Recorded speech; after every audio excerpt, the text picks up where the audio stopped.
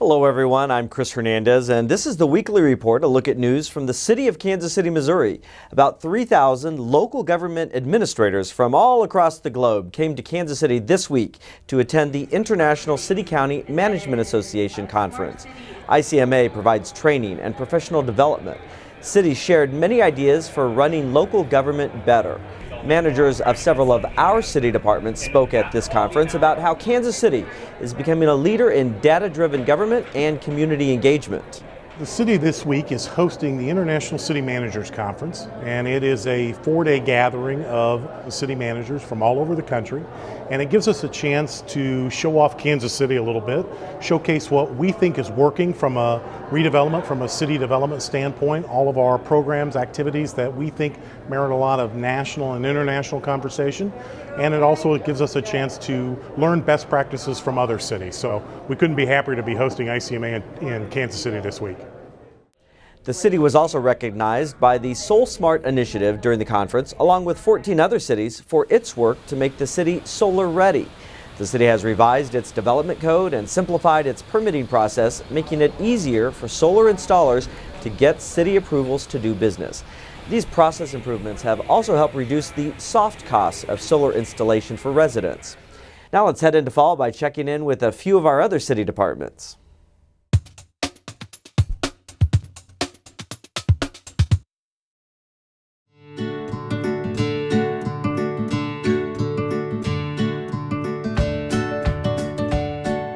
Well, we use a lot of water, I would say in the majority of our drinks involve water, whether it's brewing drip coffee or pulling shots of espresso or brewing tea. So we definitely use a lot of water. Well, water is really important for coffee. It's the #1 ingredient. I always joke that I only drink water if it has coffee in it. But, brewing coffee is really important. You have to use fresh, clean water. And we're really lucky to be in Kansas City with that great water supply we have. We really need good quality water because since it comprises so much of a lot of the drinks, you can taste a difference if you have poor quality water. We filter the water a little bit and kind of compare waters between cities and how it affects the taste of the coffee. So having a consistent, clean, fresh water supply is really important, even all the way back to the farmers growing the coffee. If we didn't have water, I don't believe we could be open. I think we wouldn't be able to make, I think we could probably make hot chocolate.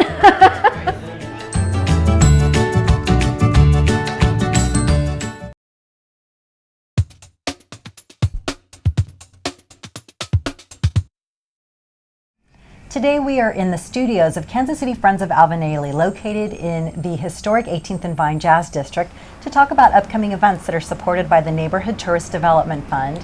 And here to tell us more about these events and programming that happens throughout the year is Chief Artistic Officer Tyrone Aiken. Tyrone, thank you for having us in your studios where a lot of hard work happens. Thank you so much, Consuelo. It's a pleasure to be with you. We're excited about the upcoming events that are sponsored by Neighborhood Tourist Development Fund, but also there's a great deal of things that happen here year-round, including programming for students, free programming, starting in the 2nd grade through 12th grade, that allows students to experience dance as an art form, learn about themselves, and learn about the importance of having an artistic experience. Mr. Ailey created Kansas City Friends of Alvin Ailey with community leaders in 1984. And we are the official second home of the Alvin Ailey American Dance Theater and Ailey 2.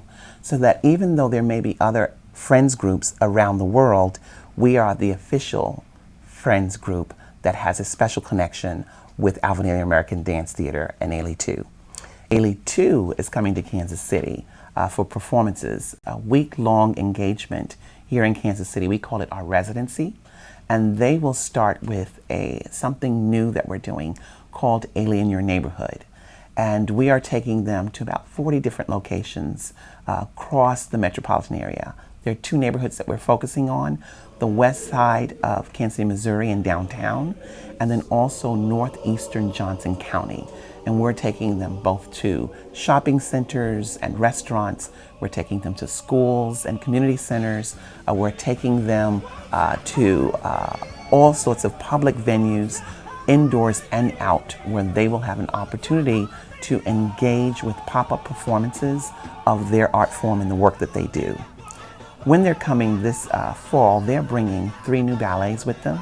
They're also bringing Mr. Ailey's Masterworks and Revelations, and then also the current artistic director, Robert Battle, has a piece on the program, and that piece is entitled The Hunt. So we think that they have something for everyone to see. It's an incredible company of gifted and talented professional dancers. After they have their day doing Ailey in Your Neighborhood, it will continue with school performances, and there are 4. So we're going to see almost 4,000 students at the Folly Theater in school performances. That performance is an hour in length, and it allows students to experience the magic of Ailey. We then have 4 public performances, one Thursday. There is then a performance Friday night, which is our special gala performance, and then there's a performance Saturday at 2 o'clock, and then also 7:30. And those are wonderful opportunities for people to engage and come and see this jewel of a company. And the public performances are free. The performances that you mentioned that happened during the day and in the evening that are not school performances are ticketed events. How could people find out about purchasing tickets? That would be done by contacting us at 816-471-6003. If you wanted public performance tickets, those tickets start at $25 and can be purchased through the Folly Theater box office at 816-474-4444. And if you were interested in coming out to the gala, which is going to be Friday, September 30th, starting at 6 o'clock, you would call us at 816-471-6003. Can you also talk to us about the relationship between Kansas City Friends of Alvin Ailey and the Alvin Ailey American Dance Theater that's in New York, and how all of the programming ties into that connection? Well, what's important is that there is a great deal of programming that ties in to that connection. We have something called Ailey Camp. It is our award-winning camp. It started here with Mr. Ailey. It was his last public appearance. It was 1989. And that camp now, we have 2 camps serving this metropolitan area, but it is a national model camp serving 10 metropolitan areas across the United States. And that's a really important connection that we've developed. Lots of ways that we partner with New York. If people want to have Ailey come to their school or have students come here, how would people find out more about that? They can find out more about coming to us coming to them, or them partaking in what we have to offer here by either going online to our website, www.kcfaa.org, or by calling us at 816-471-6003. Well, thank you so much, Tyrone, for having us in your studios and for taking the time to tell us about all of the programs and your incredible reach and the legacy that you are carrying on from Alvin Ailey. Thank you. The Neighborhood Tourist Development Fund supports local nonprofits that bring cultural, social, educational, and recreational activities to our area.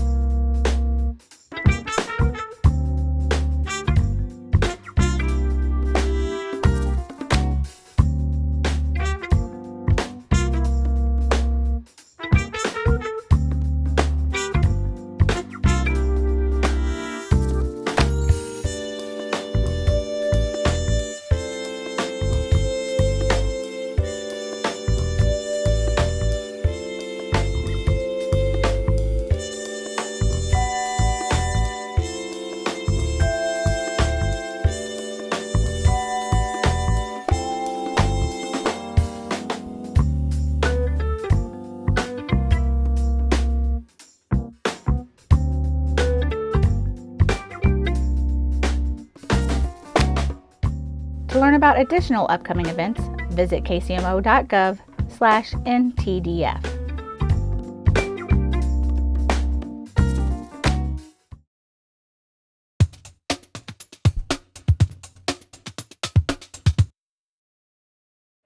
Good morning. Welcome to Union Station. You all are making history again. And we wanted the historic Union Station clock to chime and welcome all of you as we begin a new history at Union Station. As we take a moment and rededicate this area, we also want to rededicate the historic clock. As you know, many of you, this clock was created in the early 1800s, and it was downtown for many years. In 1936, it was moved to Union Station and became an icon of welcoming people, families, children, troops, all those years. And then in 1999, thanks to the Hellsbergs, it was restored under the bi-state and sat in front of the building for many years. So we certainly want to thank the Hellsbergs, and we certainly want to thank the Rainans for their commitment for this new icon as it moved to Kansas City. I'm very happy to see the block fountain back up and running, and I think it's indicative of the passion that the city holds for its fountains.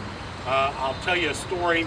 This fountain and my oldest daughter are roughly the same age, and this fountain will always have a special place in my heart because my daughter was a colicky kid. She's now a colicky teenager, but she was a very colicky kid who would not sleep through the night. So when I would get home from work, my wife would hand me my child and say, "You deal with her."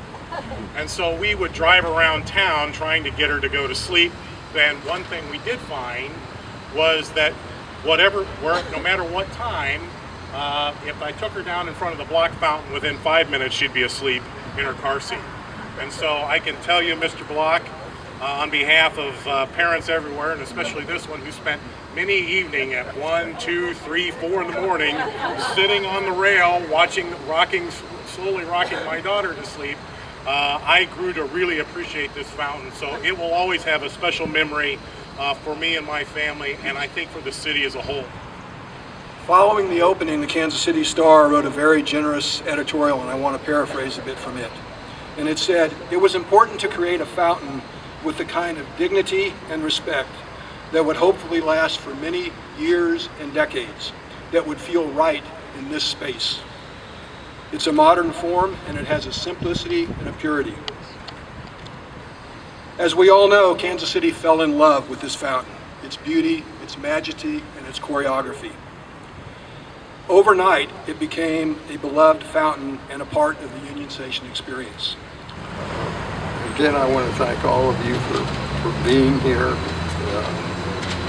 Kansas City's a great city, and what we want to do is they've made our company what it is today, and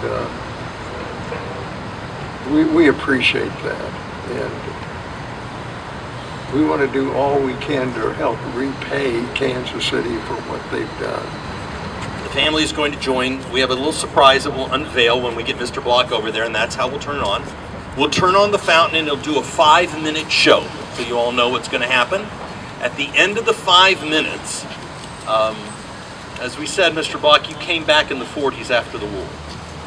So we have a 1940s Lincoln Continental that will pick you up right there, and that Lincoln Continental will take you across and over to the West Portico, and you will be the very first to drive over the new bridge that connects our past with our future.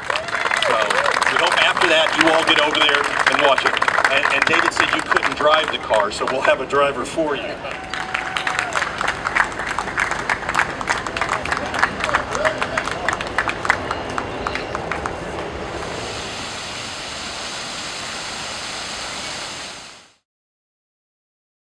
Swope Park has 2 great new additions on the way. First, the Kansas City Community Gardens is now making Swope Park its home. When we moved here in 2002, we moved into this big building. We had all this office space, room for like 12, 15 people. We only had 3 people on our staff. So I thought we would never outgrow this space, but we have outgrown that space. We now have like 27 people on our staff. And we've grown in other ways too. Back in 2002, we were working with about 600 low-income families that had gardens across the city. Now we're working with about 1,400. So that's some growth. At that point, we were working with like 39 different community garden groups. Now we have 256 community garden groups, of which over 30 of them are youth gardens. At that time, we had 8 school gardens that we were working with. Now we have 206 school gardens, and these are school gardens all over the city, all different grades, ages, public schools, private schools, charter schools. And at that time we had no community orchards, and now we have 102 Giving Grove community orchards around the city, so that's our newest program. And of course we have our lovely Beanstalk Children's Garden. We just had our big Fall Family Festival last week. Annually, we're getting about 4,000 visitors to that garden. So we have grown a lot, and we're excited to do this new building. Also, the Kansas City Parks Board has approved a plan to build a much-needed new animal shelter at a location inside Swope Park. The city manager will propose including funding for the shelter in an upcoming bond election. That funding would be combined with private fundraising by a civic group. The city contracts with KC Pet Project to operate our current no-kill shelter. Animal lovers cheered the Raise the Woof announcement of this public-private partnership to improve the facility where we care for abused and neglected pets. So good morning, everyone. I'm Roshanne Paris. And I'm Christy Wyatt. And we are both civic volunteers in a great community committed to making Kansas City a great place to work and live, not only for all of us two-legged citizens, but also for our four-legged ones. Beginning with our mayor and his great team, City Manager Troy Schulte, Finance Director Randy Landis, Parks and Recreation Director Mark McHenry, who demonstrate the best there is in public service. And I guarantee you, these individuals are probably looking forward to the day when they're not going to see quite as much of Roshanne and myself as they have. It was just like a flash mob at City Hall. Several dancers from the Alvin Ailey Company presented a special pop-up performance at the City Hall Rotunda this week to help publicize their upcoming Ailey 2 performances at the Folly Theater. The city's Neighborhood Tourist Development Fund supports the Ailey performance. Dozens of these surprise presentations are popping up all across the metro. You can purchase tickets to one of the Folly Theater shows by calling 816-474-4444 or visit follytheater.org. For more news and information, be sure to follow the city on Twitter at KCMO or like our Facebook page at City of Kansas City. To watch this program again or other Channel 2 videos, go to kcmo.gov and search Channel 2. That page links to our YouTube channel where all of our programs are available for viewing on demand. Thanks for watching. I'm Chris Hernandez. Have a great week.